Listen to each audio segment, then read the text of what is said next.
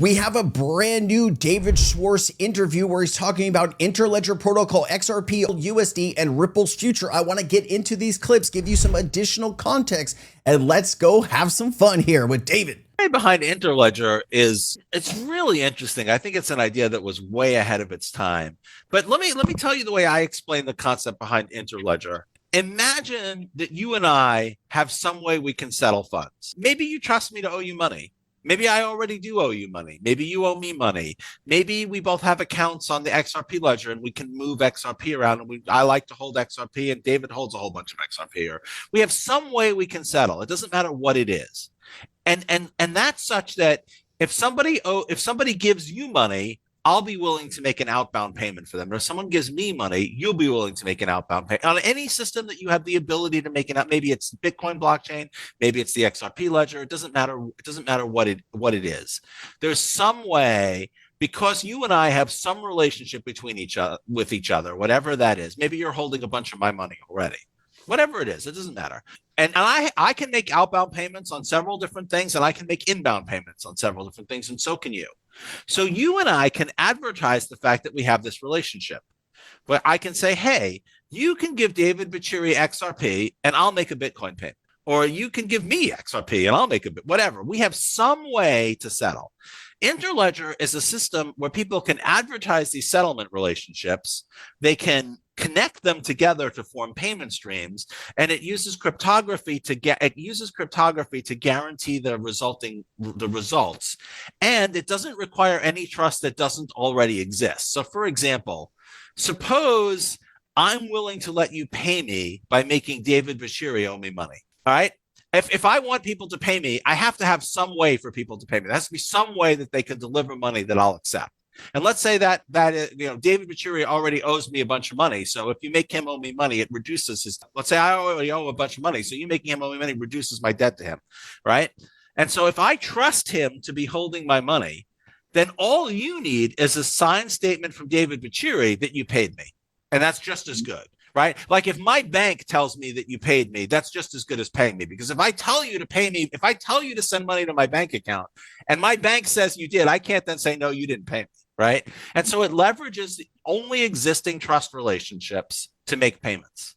And it doesn't care what the underlying method by which the funds are delivered is, as long as the relay points can support cryptography. So if you have somebody somewhere in the Interledger network who you trust to hold money on your behalf, that enables that person to provide cryptographic guarantees to everybody else. And that's all you need.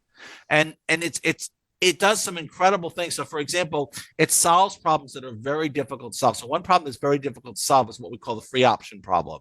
So let's say I owe David Bichiri $10, and someone says, hey, I'll make that payment for you for 3 XRP. I can wait and watch the price of XRP, and if it goes up, I don't take that offer, and if it goes down, I do. So you have to give me some time window in which that offer is valid. And so what you would want to do is either charge me for the quote, but then I might want to get 10 quotes and compare them. But if I'm paying for those 10 quotes, then I don't want to get 10 quotes. So you might make the quote only valid for a short period of time, but then I run the risk that I'll take the quote too late and you'll just give me a shitty quote so that even if the rate gets worse, you'll still right? The free option problem is very painful. Interledger solves the free option problem because it allows you to break. It's the same way the internet solves the lost packet problem. You can break the payment into pieces that are so small it doesn't matter if they're lost. And you can investigate paths to see which paths are giving you the best rate and then send more. You can actually stream money down the best paths. It's a really cool protocol, way ahead of its time. Wasn't very successful, as it turns out. I think part of it being because it's ahead of its time. There's so much going on in David Schwartz's head, and the man is just incredibly brilliant. He's one of the brightest minds in this generation for cryptography, and without David, I don't think we would have gotten as far with the XRP ledger, obviously. And then also, I thought this was valuable. David Schwartz says a higher price for XRP would help Ripple in several ways. The most obvious benefit to Ripple of an increased price for XRP is that it increases the value of Ripple's XRP. This means that Ripple has a greater ability to incentivize partners and liquidity. It also means that Ripple can raise more revenue by selling XRP. I think it's the white background and the light gray. My eyes are playing tricks on me here. Indirectly, more value almost always means more liquidity and trade volume. XRP already has each of the other characteristics needed to be a good intermediary asset.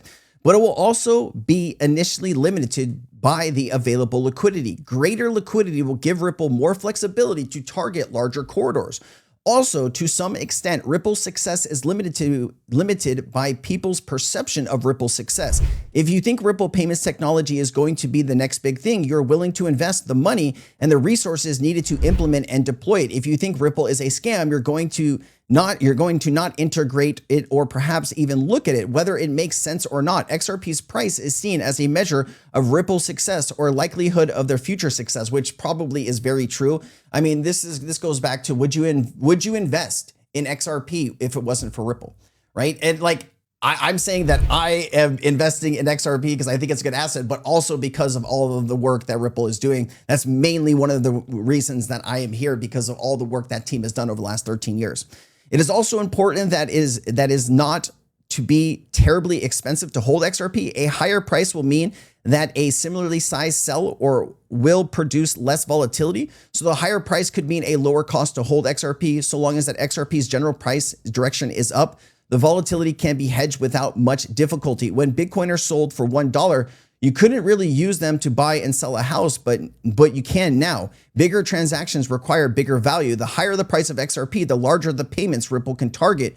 When you're expecting exponential growth, even a smaller increase in your starting point can pay huge dividends down the line. And this is why XRP can't be dirt cheap. If it's serving trillions of dollars of payments per day, we know it can't be dirt cheap. Here is the Cas Laurens. Whoa, it almost left me there. I had to like pull it back. Here's Cas Laurens. Is 10 years out on the financial crisis. We still don't have the infrastructure perhaps to prevent the next one.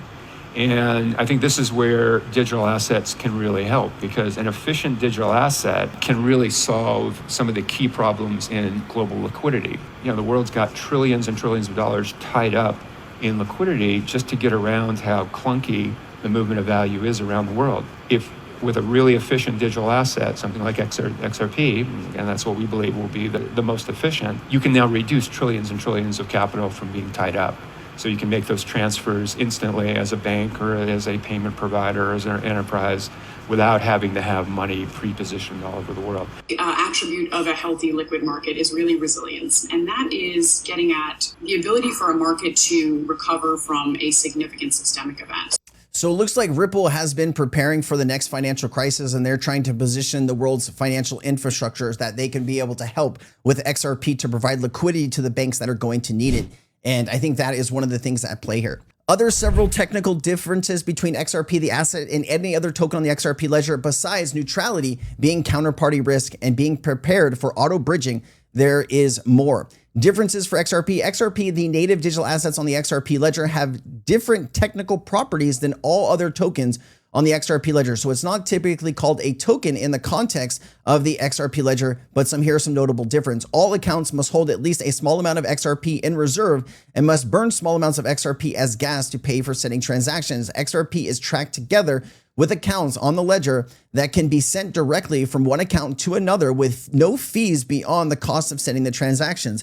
All accounts can receive XRP from anyone by default, in contrast to tokens, which can then only receive after you've sent a transaction indicating your willingness to hold them. XRP has a fixed precision to 6 decimal points and is represented as an integer drops, such as 1 million drops equals 1 XRP. All XRP was created along with the ledger itself, so no new XRP can be minted. Here's David Schwartz again, following up on another piece of this interview. And Arthur mostly realized that you could have an asset exchange, that you didn't want to have an asset exchange if you had a block producer, because the block producer could reorder transactions to their advantage. They could not, if there was some offer that was at a price that turned out to be too high or too low because the asset price moved, the person who produced the block could take that profit for themselves. They might not let you cancel an offer. They might let you place only the best offers for them and then take them and insert their own transaction to take them.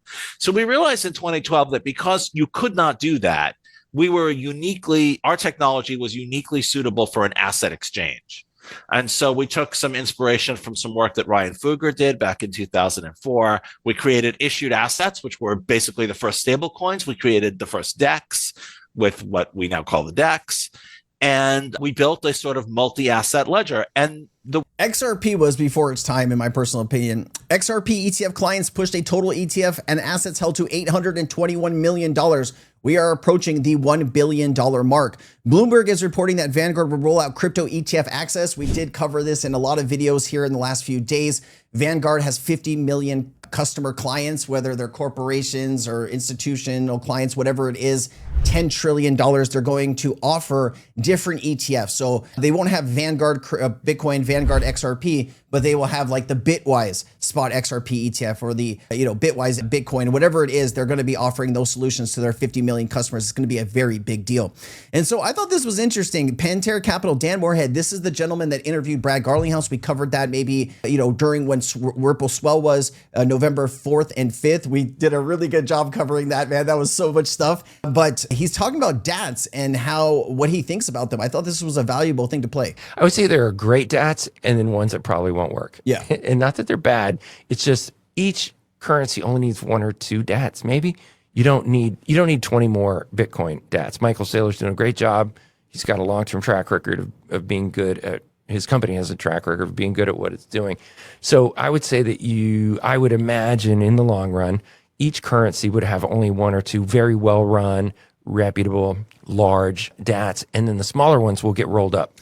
DATs, digital asset treasuries. And so, maybe Evernorth is that one for the XRP ledger, or maybe there's one to come. And I did think this was pretty fun towards the end here. Ripple doesn't control XRP ledger. XRP can't be minted, fixed supply, no mining, no validator rewards. XRP existing before Ripple. XRP is public, not private. XRP is decentralized. Know the facts. And here's David kind of going through all of this, guys. All right, I'll leave it there. Thank you so much for being here. If you got any value, you can like, share, leave a comment down below, whatever you want to do. Thank you so much for being here. I'm Crypto Sensei. I'll see you in the next one. Aloha.